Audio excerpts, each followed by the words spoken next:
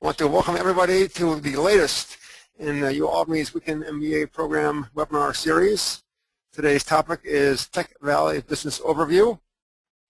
My name is Don Purdy. I'm the director of the UAlbany Weekend MBA program. I'm also an adjunct lecturer here in the School of Business.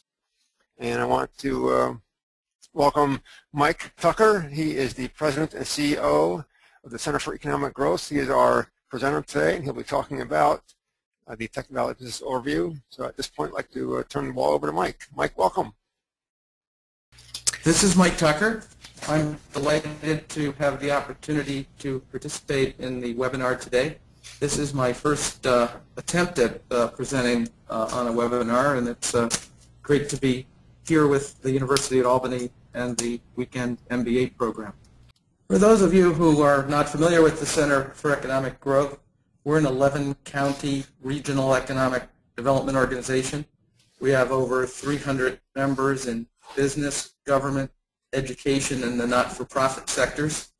We were formed over 25 years ago by leaders in the community to identify things that were of concern, opportunities for the future, to be able to have a forum to discuss those issues and to identify opportunities for transformational change, and then as an organization to work with others to bring those opportunities to completion. Today we focus on growing existing companies, attracting new business and investment, and preparing the region for growth. Several years ago, with the assistance of our various universities, we undertook a study to identify the 6 industry clusters that are strong in our region that would give us an opportunity to focus our attention and efforts on. Those industry sectors included advanced materials, biotechnology, clean tech and renewable energy, homeland security and defense, and information technology, and of course, nanotechnology, including semiconductors and nanoelectronics. When you look back over the last 15 or 20 years, when our economy was basically focused on government, healthcare, and education, where manufacturing had declined, the focus of the region and the business community to move forward with a new paradigm looking at the semiconductor electronic industry started with a RFP by Samsung to build a chip fab. And you'll recall that that was proposed for North Greenbush, and the residents of that community decided they were not interested in hosting the plant, at which time Saratoga Economic Development Corporation began to market and develop and make shovel-ready the Luther Forest Technology Campus in Malta. With a grant from the Center for Economic, with a grant from National Grid, the Center for Economic Growth in the late 90s began a national and global marketing campaign under the moniker of New York Loves Nano. We traveled throughout the United States and throughout the world, basically marketing the initial assets that the region had, not only at the College of Nanoscale Science and Engineering at the University of Albany, but our great quality of life, the other colleges and universities in the area, and the very strong workforce that exists here in upstate New York. Over the years, there were people who didn't believe. There were times when people felt that attempting to bring a semiconductor plant to the region was pie in the sky. And in 2009, with the groundbreaking at GLOBALFOUNDRIES, the believers have now come forward, and many of whom were questioning this effort over the years. So I think the important component of this is that it has taken time to get to where we are today, and our ability to expand and capitalize and leverage the opportunity we have now in the future will take us time, much like it did at the Research Triangle in North Carolina, which just celebrated its 50th anniversary.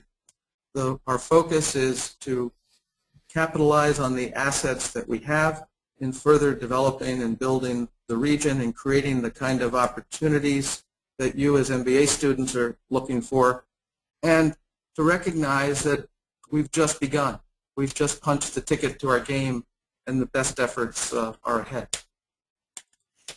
When you look at the opportunities at GLOBALFOUNDRIES, GE, their battery plant, their renewable energy and imaging facilities, the opportunities that IBM investments have brought to the region, both at the Nano College and at Rensselaer's supercomputer, and the growth within the region and in the advanced manufacturing industry, there are incredible career opportunities and job opportunities across the board, not just for technology workers, but for people in the arts and sciences, in business, marketing, HR, finance, across the spectrum.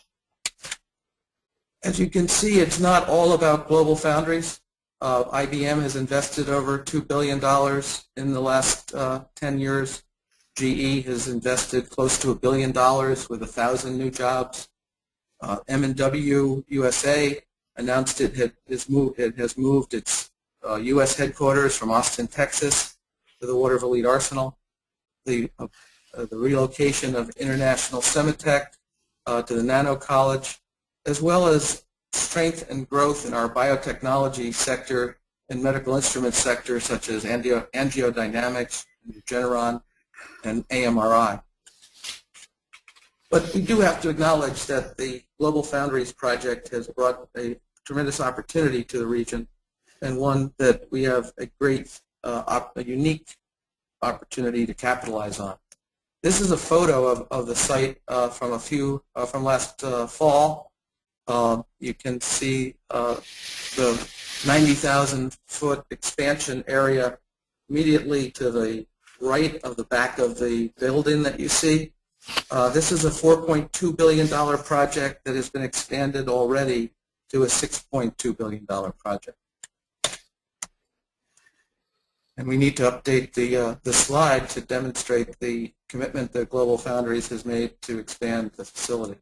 It's expected to come online in 2012, over 1,400 direct jobs from a $30,000 to $60,000 fab operator or technician, to engineers in the $95,000 to $100,000 range, and in management in the $150,000.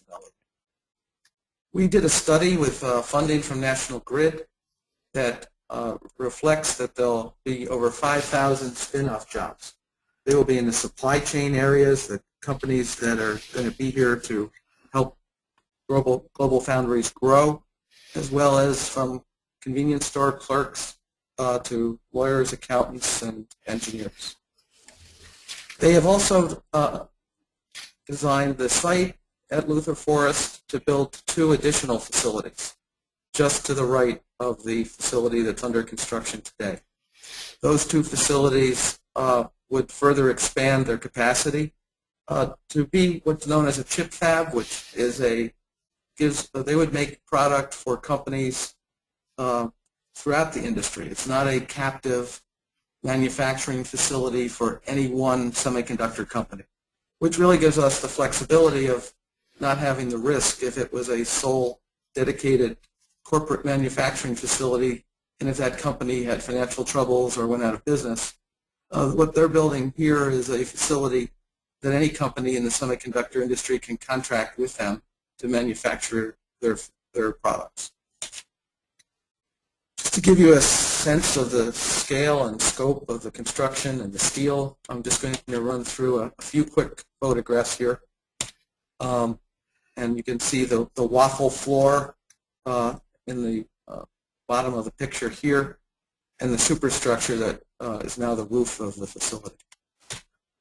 And you can see that they have glassed up the front of the building, and they just recently announced a new $50 million, 250,000 square foot office building, which will be located just to the right of the new facility. So with all this going on, where will we be in the next 10 or 15 years? When we look at the experience in Dresden, Germany, when AMD built a facility there 20 years ago, or we look at the experience of Hillsboro, Oregon, when Intel built a plant there. We're trying to get some of the sense of how fast the region will grow. In Dresden, as an example, in 1989, there were 10 companies in the semiconductor industry with 3,300 employees. Today, there are over 1,200 companies with 44,000 employees. There are 18 major research institutions. And this is an area that is the equivalent of Glens Falls to Fishkill to Utica, what hopefully someday will be the Tech Valley Triangle. And you get a sense of the intensity of supply chain companies, service providers, and other types of related industries that cluster together with the educational, research, and manufacturing capacity that this region will have. Some of the key attributes that GLOBALFOUNDRIES is looking for include many of what's known as 21st century education skills. The global mindset, interdisciplinary abilities, business acumen, creativity, customer-centric, spirit of competition, driven by results, process-oriented, and entrepreneurial. It sounds like the exact curriculum that you're all looking, anyone that's looking at UAlbany's Weekend MBA program might be attempting to learn. You can see the cross-section of jobs, from manufacturing to engineering, supply chain and procurement management, research and development, design, but also not all technical, sales and marketing, IT, human resources, finance, legal, communications, and public relations. You can see the breakout of some of these jobs. 60% of the jobs will be fab operators or technicians, which are focused on individuals with two-year degree equivalent or work experience. And you can see the ramp up that by the fourth quarter of 2012, GLOBALFOUNDRIES hopes to be at their full 1,200 employee initial capacity. So there will also be opportunities in supply chain, and there'll be opportunities for individuals with MBAs to work in companies that will be here because GLOBALFOUNDRIES is here, or companies who will be here because GE's battery plant is here, or because International Semitech's research headquarters is here. And you can see some of the diverse types of businesses that will be attracted, and we're hoping local companies here today will have the opportunity to adapt their product and supply chain to participate in this growth and opportunity that will come. So what can we do? We need to have workers with higher skill levels in critical thinking and analytical problem solving. We have to work on diversity throughout the region. People from Germany and Singapore and other areas of Asia come to our region and move in to work side by side with our local workers. We need to focus on the 2-year and 4-year degree, as well as STEM education in our K through 12 system.